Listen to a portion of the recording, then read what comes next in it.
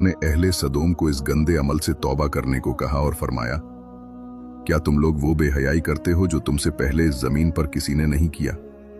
तुम मर्दों के पास जाकर अपनी ख्वाहिश पूरी करते हो और अपनी औरतों को छोड़ देते हो। तुम लोग हद से गुजर चुके हो। लेकिन कौमे लूत पर इन वज़ो नसीहत का कोई असर नहीं हुआ। वो उल्टा हजरत लूत के खिलाफ हो गए और उन्हें मजबूर करने लगे कि तुम इतने ही नेक और पाक हो तो इस बस्ती से निकल जाओ।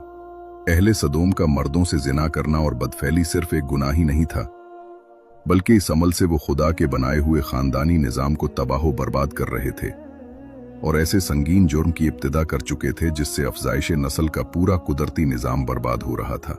बहरहाल जब कौमे लूत के मर्दों ने अपनी औरतों से कुर्बत करना और उनसे अपनी ख्वाहिश पूरी करना छोड़ दिया तो इब्लीस के लिए ये एक सुनहरा मौका था कि वो इस कौम में एक और नए गुनाह की इब्तिदा करे। लिहाजा इब्लिस लईन ने अपनी बेटी, जिसका नाम लाकिस था, उसे अहल सदोम की तरफ भेजा। लाकिस जिन्नात और शयातीन में सबसे ज्यादा हसीन और जमील और खूबसूरत थी। इब्लिस ने उसे हुक्म दिया कि वो एक खूबसूरत औरत की सूरत इख्तियार करे और कौमे लूत की उन औरतों के पास जाए और उन्हें हमजिन्स परस्ती का तरीका सिखाए जिन्हें उनके मर्दों ने छोड़ दिया है। लिहाजा लाकिस एक खूबसूरत औरत की सूरत में उन औरतों के पास आई और उनके पास आकर कहने लगी, मैं तबाह बर्बाद हो गई हूँ। मेरा शौहर मुझे छोड़कर एक नौजवान मर्द के साथ बदफैली करता है। लिहाजा अब मेरी जवानी और मेरा हुस्न सब कुछ तबाह बर्बाद हो गया है और सब यूं ही रायगां चला जाएगा। ये सुनकर कौमे लूत की दूसरी औरतें भी वावेला करने लगीं और अपने शौहरों को बुरा भला कहने लगीं। फिर लाकिस ने उन औरतों से कहा, हम भी इन मर्दों से बेनियाज हो जाएंगे और उनकी तरफ रगबत न करेंगे जिस तरह वो हमसे बेनियाज हो चुके हैं। हम सबको इन मर्दों की कोई जरूरत नहीं,